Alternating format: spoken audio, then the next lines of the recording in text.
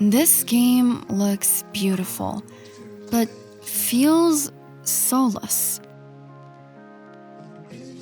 It has good models, good silhouettes, decent readability, good-looking map textures, and good animations, but underneath it all, it feels soulless and empty.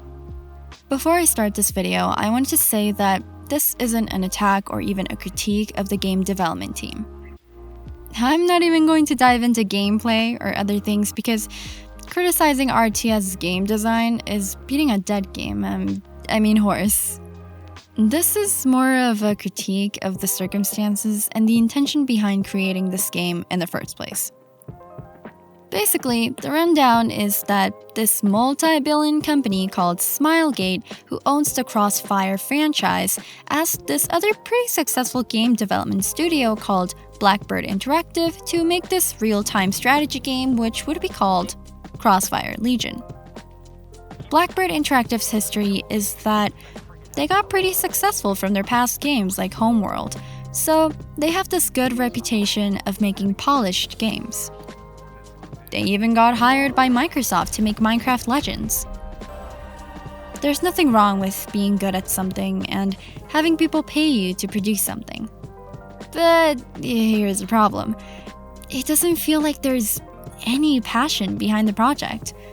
And I'm not saying that if this game had passion, then it would be successful, but let's say that instead of a game, I was talking about a potential boyfriend or girlfriend. That person could have the face of a model, or the physique of a model, but if there's nothing in here or there, then they're kind of just like this robotic NPC-like human. I was watching an interview with movie director Quentin Tarantino, and he said a lot on how his movies are personal to him. To me, all the movies are very personal. All right. When I look at those, this group of friends will look at it and be like, "Oh, Quinn, I can't believe you talked about that." It's old girlfriend. Because they identify with the experience. Yeah. You should be semi-embarrassed about certain people seeing your movie, I think, when you're finished, if you're working on a personal level. You should have this little voice inside of you saying, "Tell the truth. Yeah. Tell the truth. Tell the truth." Yeah. It gave me the impression that at the core of most art forms, including video games, there should be some aspect of it being personal. What was Van Gogh thinking as he painted A Starry Night? Was his emotional state expressed with each brushstroke on the canvas? And what was behind the development of Crossfire Legion?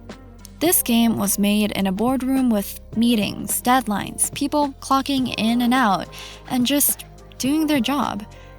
What I'm saying is that even if the game completely bombs, and it did, they still have their job. They still have the salaries that were paid to them, and the company, because it was already successful with their other works, will survive. No one is going to get fired for a bad performance, is what I'm saying, so why even care about the result, really? I mean, look at the most popular games today like Dota 2 or CSGO. They weren't originally made by salaried people collaborating in boardrooms. They were made by young adults living in a college dorm room or their parents' house, making a game for fun and not some other eccentric motivation. Where is the ice frog behind this project? Where is the emotional investment? These games were made in a bedroom, not a boardroom. But there's no driving force for Crossfire Legion. Where is the tell the truth or express how you feel? Franchises are inherently soulless. Okay, this one's pretty self-explanatory and related to what I've been saying earlier. Everyone knows that when a franchise, like let's say Game of Thrones or Stranger Things, becomes successful, they will try everything in their power to piggyback off of the first season's success. The Crossfire FPS had millions of unique players, so the idea came from some boomer saying, "I have no creativity whatsoever, so why don't we take the Crossfire universe and place it in an RTS?" They could potentially have a Shady Publisher. Okay, look, I'm not going to point fingers and state anything too specific, but in their publishers' videos, such as this one, they have a sub count of 2.8 thousand. Their Twitter has 6,000 followers, and this video, for example, has 600,000 views in 6 months with 150 likes and 10 comments. This video has 1.8 million views in 10 months with 200 likes and 20 comments. Their videos aren't getting the engagement associated with these view counts, and it shows. I'm not going to claim anything, but someone didn't do their due diligence, and if they had the soul and the passion behind the project, they would have done it. Ads don't work. The whole pay people to play your product isn't going to work. First of all, the influence of RTS influencers on the community is overestimated. You aren't going to fool anyone, let alone real-time strategy players. Paying someone to play your game is the cheese of marketing.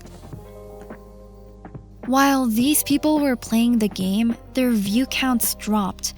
And it is so obvious that these players aren't having fun. And it's actually pretty sad watching them play these games. I feel bad that these influencers have to act like they are having fun because they're getting paid. In my opinion, it's emotionally dishonest. Yes, there are other things that I can criticize about this game.